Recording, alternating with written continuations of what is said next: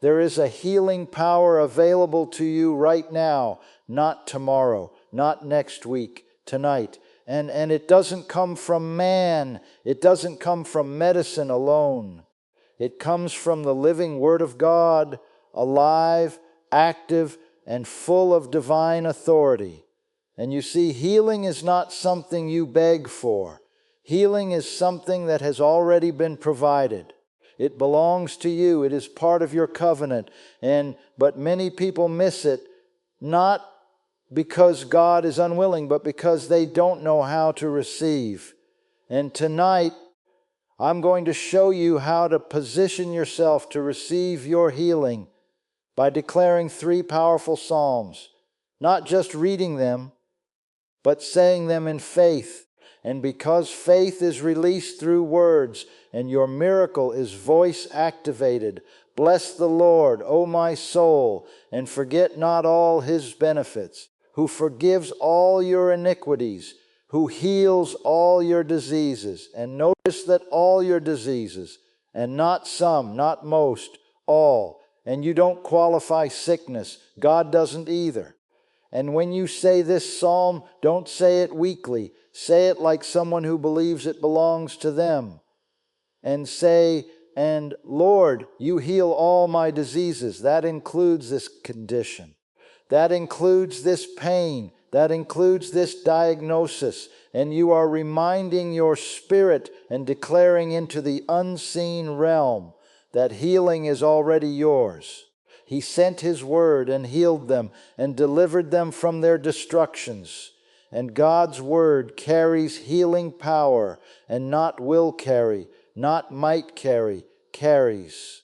And every time you speak His word over your body, you are releasing healing into your system.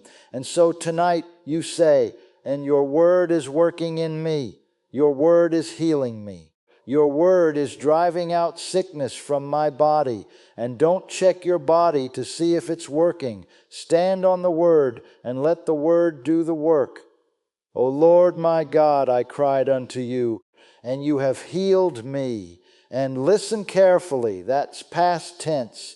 And you have healed me. And that means before you see it, before you feel it, you can declare it.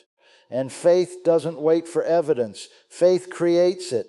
And so you say tonight, and Lord, I thank you. You have healed me. I receive it. I believe it. I take it now.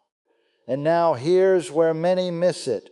And they say the word, but then they go back to doubt. And they speak healing, then talk sickness. And they declare faith, then confess fear. And that cancels the flow. And you must stay steady. And once you've spoken these psalms, stand your ground. And even if your body argues, even if symptoms try to remain, you don't move. And you say, and I've already received. Healing is mine. My body is aligning with the Word of God. And tonight is not about emotion, and it's about authority. And it's about agreement with what God has already said. And so right now, wherever you are, begin to speak. And bless the Lord, O my soul. He heals all my diseases. And He sent His word and healed me. And Lord, you have healed me. I receive it now. And say it until your spirit rises. And say it until doubt breaks. And say it until faith takes hold. And because when faith is released, healing power flows. And tonight, your body can be restored, and not by chance, and not by luck, but by the unchanging, living Word of God. And believe it, speak it, receive it. And healing is not something you are trying to convince God to give you. It is something He has already made available. It is part of what has been provided through His promise. And it belongs to you just as much as forgiveness and peace.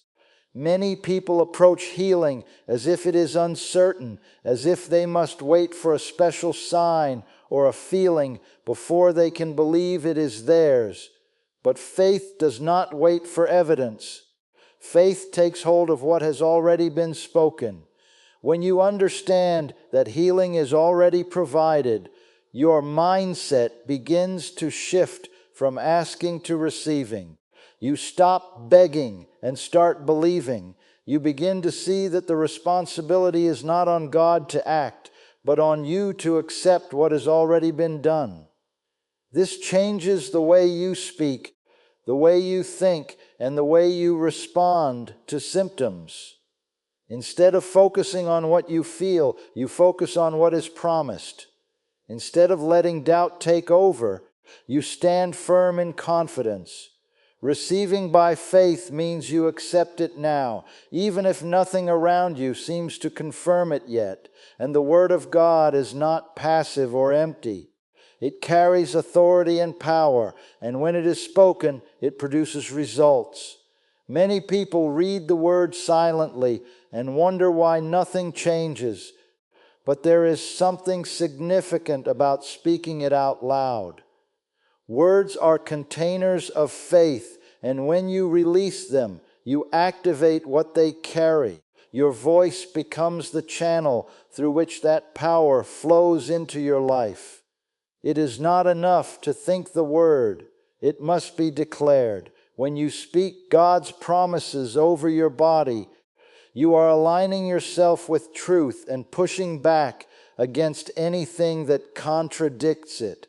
Sickness may try to speak through pain or symptoms, but your response is to speak something higher. You are not denying what you feel. You are declaring what is greater than what you feel. The more you speak the word, the stronger your faith becomes, and the more natural it is to stand firm. Over time, your words begin to shape your expectation, and your expectation positions you to receive what has already been made available. And when you declare that God heals all your diseases, you are standing on a promise that leaves no room for exceptions. The word all is complete and absolute, and it removes every limitation the mind tries to create.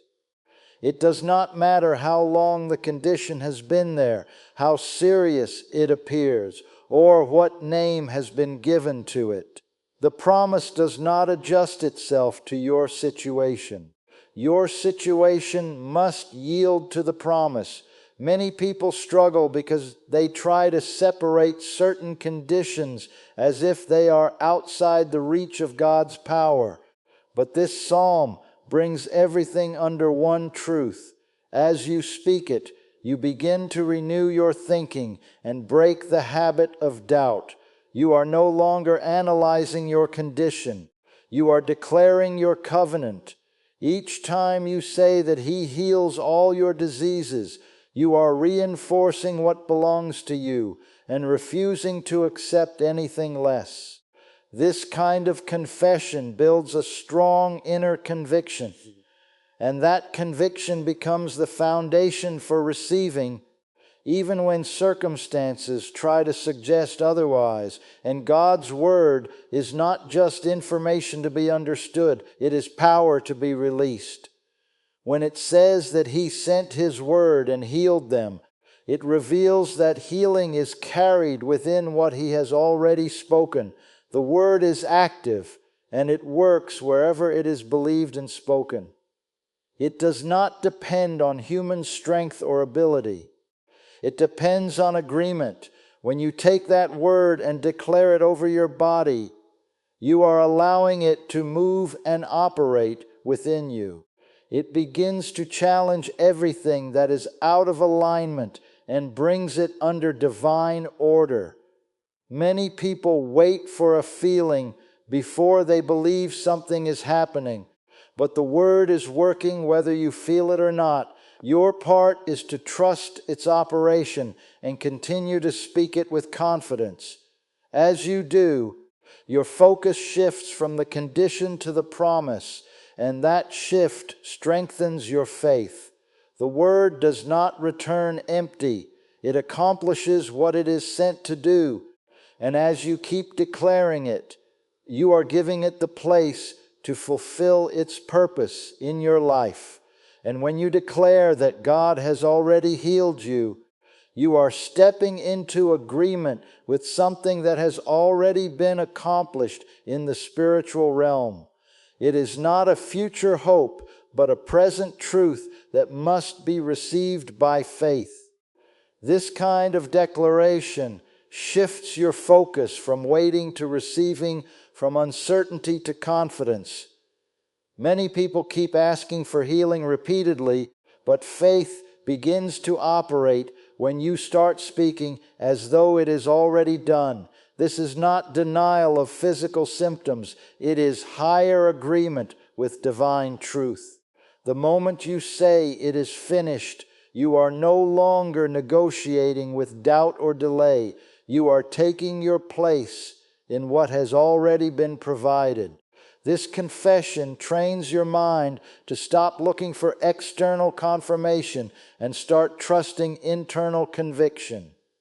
Over time, your words begin to reshape your expectations, and your expectations influence your response to every symptom. Instead of reacting with fear or anxiety, you begin to stand firm in assurance. The more consistently you declare it, the more your inner confidence grows, and that confidence becomes a steady anchor in the process of receiving what has already been established through promise and covenant. And staying in faith means remaining anchored in what God has said. Even when your senses try to pull you in another direction, it requires consistency in belief and speech, refusing to allow doubt to become the dominant voice.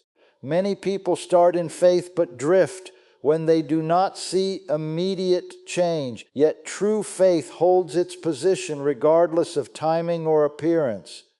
Symptoms may persist, circumstances may not shift quickly, but faith does not measure truth by what is visible.